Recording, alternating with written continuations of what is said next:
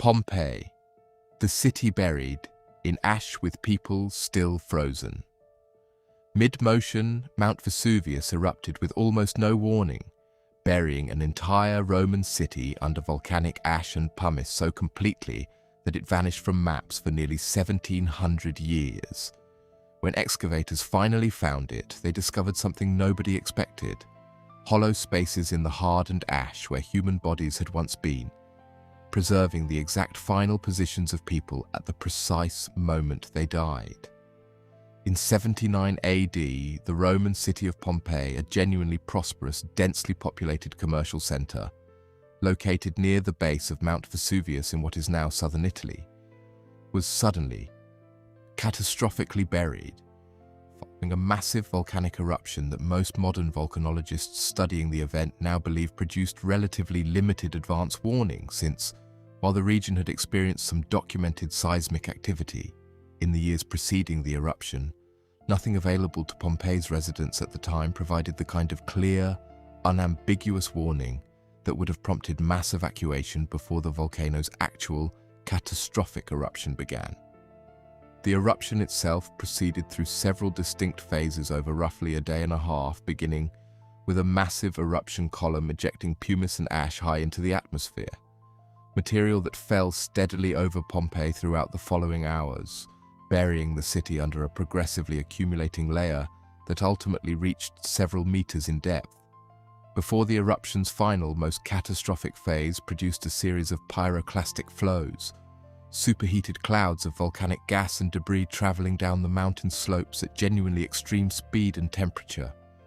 Phases that historians and volcanologists studying the event generally agree were responsible for the majority of the actual human casualties, since the extreme heat and speed of these specific flows would have caused death almost instantaneously for anyone still present within the city at that specific point. What made Pompeii's eventual archaeological rediscovery genuinely, remarkably significant extended well beyond the simple fact of locating a lost ancient city, since the specific volcanic material that had buried Pompeii, unlike the kind of gradual soil accumulation or deliberate structural decay that typically affects most ancient archaeological sites over centuries, had preserved the city and its contents with a genuinely extraordinary, unusual level of detail, since the ash and pumice essentially sealed the city away from the kind of ongoing weather exposure, looting, and structural decay that typically degrades ancient sites considerably more severely over comparable time periods. The site remained genuinely, largely undisturbed and effectively lost to historical memory for approximately 17 centuries following the eruption, before its rediscovery began in the 16th century, and considerably more serious. Sustained archaeological excavation commenced during the 18th century, work that gradually revealed the genuinely remarkable state of preservation the volcanic burial had produced, including intact buildings, preserved wall paintings and mosaics, and household objects left in place exactly as their owners had abandoned them in their final desperate attempt to escape the eruption. The specific archaeological technique that produced Pompeii's most historically significant and emotionally affecting discoveries came considerably later, developed by archaeologist Giuseppe Fiorelli during his excavation work beginning in the 1860s, who recognized that the hardened volcanic ash surrounding Pompeii's excavation site occasionally contained distinct hollow cavities, spaces that Fiorelli correctly deduced represented the exact locations where human and animal bodies had originally decomposed after being buried, leaving behind hollow voids within the surrounding hardened ash, precisely matching the original body's exact final position and posture at the moment of death. Fiorelli developed a specific technique involving carefully injecting plaster into these hollow cavities before excavating around the hardened plaster casts, a method that produced genuinely remarkable, considerably more detailed physical reconstructions of Pompeii's victims than any comparable ancient archaeological site had previously been able to provide, since these plaster casts preserved genuinely specific individual details, clothing folds, facial expressions, and specific body positions, capturing the exact final moments of individual Pompeii residents with a level of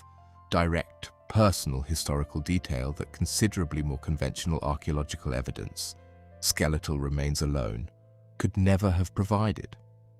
These plaster casts, subsequently created across numerous additional excavations throughout Pompeii over the following decades, revealed genuinely varied, individually distinct final moments among the city's victims. Some captured in postures suggesting they had been sleeping or resting when the pyroclastic flows arrived,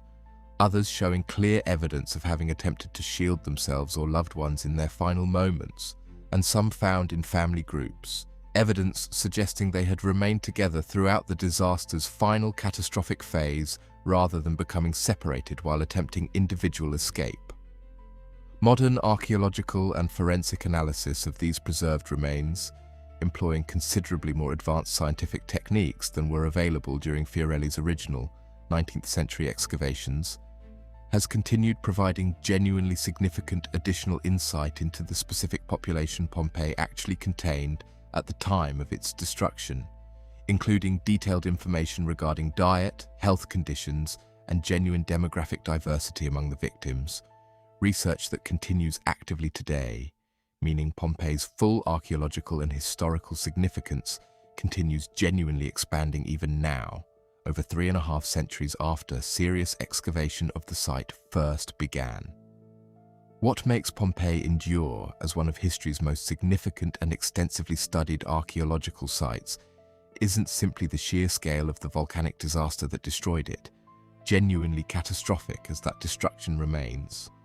but the specific, remarkable way the very volcanic material responsible for the city's sudden destruction also happened to preserve it with a level of detailed, personal, human specificity that few other ancient disasters have ever left behind, transforming a genuinely devastating ancient tragedy into one of archaeology's most direct, emotionally immediate windows into the actual final moments of real, individual people who lived and died there nearly 2,000 years ago. If stories like this, where the exact disaster that destroyed an entire city also happened to preserve the precise final moment its people actually died, are exactly what you come here for, subscribe to The Grave Details, because history holds more stories like this than most people will ever know.